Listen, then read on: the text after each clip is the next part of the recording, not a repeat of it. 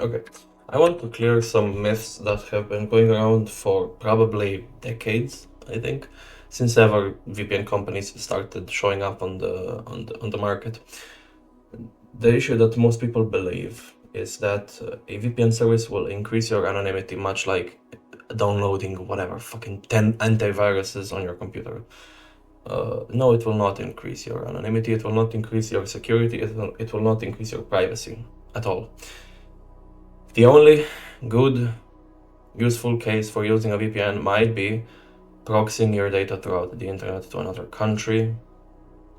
In which case, wouldn't you, if you so carefully deem your privacy worthy of $1 million or even so a lot more dollars, why wouldn't you just host your own fucking server and you know? But whatever. Okay. The thing with privacy is that modern protocols already use whatever a VPN company will provide you with. So modern protocols already have this thing called TLS or well, an implementation of the RSA crypto system. So it is just a public key crypto system that is based on the public-private key system. It works in a way that you don't have to establish. You can establish a secure communication channel without exchanging any private information or a private password or whatever. All that you are exchanging is a public key that has to be exchanged in order to for communication to take place. And without going much into the details, it allows you to have very secure communication.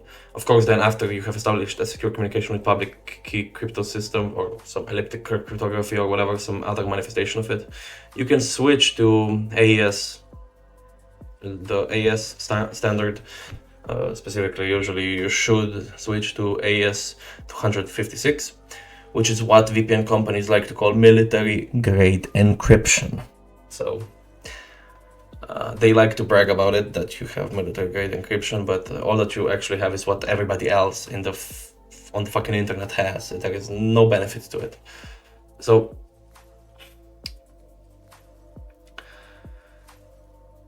this is an example of what I have a problem with. If we take a look at this video, just look at this. Just look at this. Social media, cloud storage, and banking, enabling multi-factor authentication where possible, and using passwords that in some cases may advertise assistance to check whether user data was exposed. Meanwhile, a few smart habits and tools can go a long way in protecting your personal data. So essentially, first of all, you should be using a VPN pretty much anytime you access any website. Take it from me, just get some type of VPN. I've still been waiting for some VPN company to sponsor me. My email is in my channel description. So I should note that I am not implying that this person, Deep Humor, wrote this article. I don't know who the fuck wrote this article, but they are probably brain dead. I don't know how little research they did on this, but just the fact that they are mentioning info stealers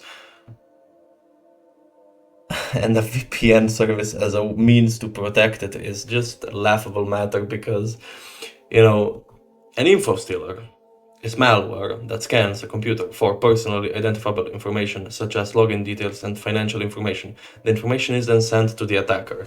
This means that the program, the malware, is already embedded in your computer. It's already on your system. It has access to the whole file system. It can read all of the files on your computer. There is nothing that a VPN connection will do at this point to protect you from that garbage. So yeah.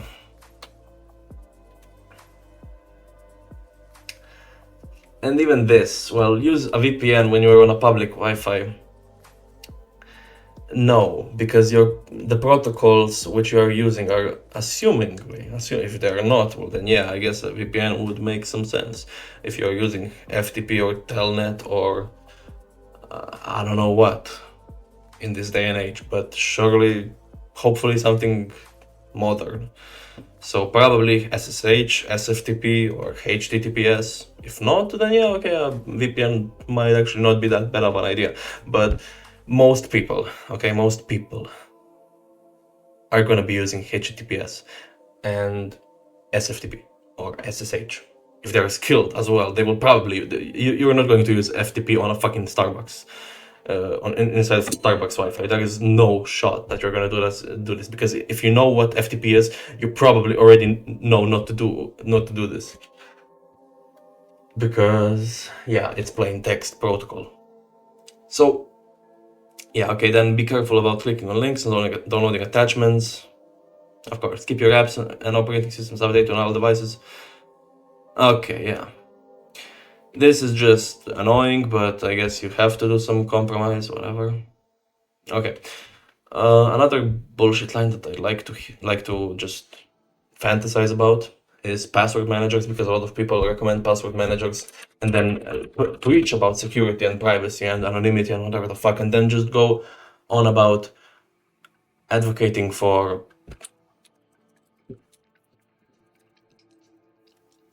Bitwarden, password manager, PC Mag is fucking magazine. Companies, let's see. Yeah, Proton Pass, Dashlane, LastPass. To be fair, Proton Pass might actually be good. Roboform, NordPass. Okay, what the fuck are all of this?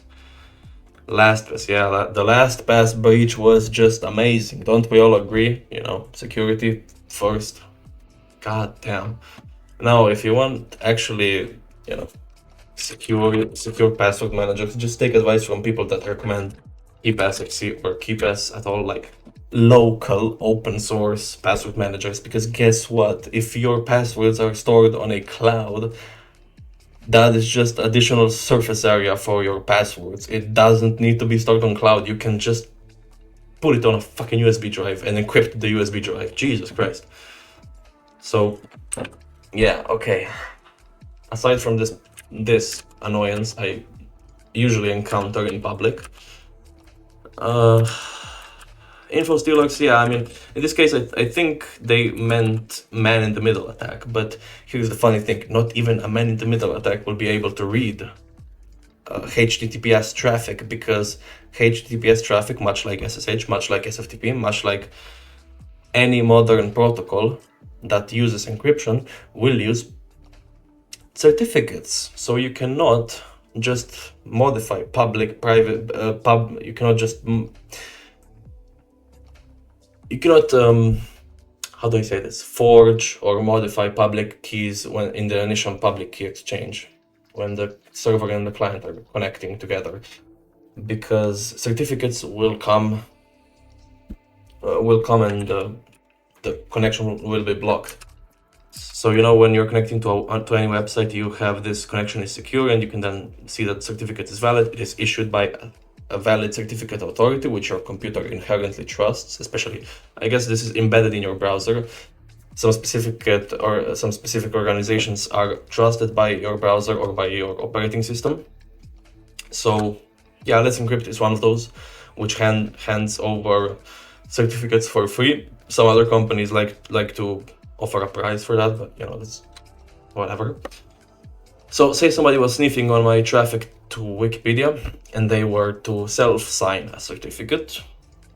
In that case, my browser would say like, okay, yeah, this is not some certificate that is signed by a certificate authority that I trust. So this is probably somebody in between handling and modifying packets. So they will, the browser, they will put up an error such as this, and you will know that your connection is being tracked. To be fair, you would also get this error if the website just didn't handle well certificates, and say the certificate of the original website was just expired. You would also get this problem. But in any case, if somebody were to modify the certificate that the server sends back to you, the browser will just tell you that it is an invalid certificate, or it is at least one that is not trusted by default.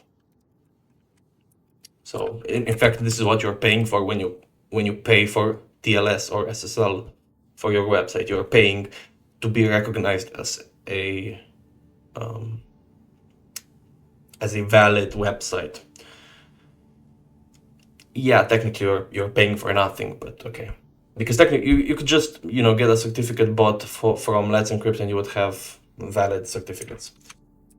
So yeah, this is just what I wanted to say, and